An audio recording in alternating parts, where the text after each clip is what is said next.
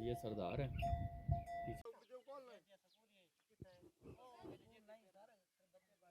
school ਨਹੀਂ sir ਕਿਹੜਾ ਇਹ ਕੀ ਹੈ ਭਈਆ ਕਿਧਰ ਗਿਆ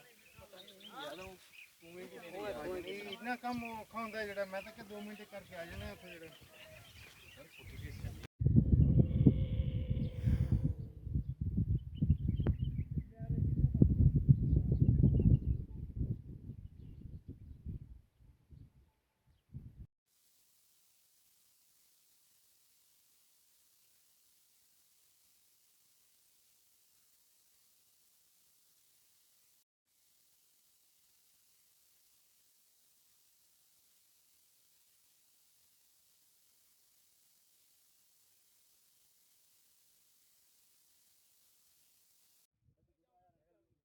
ਨਾ ਯਾਰ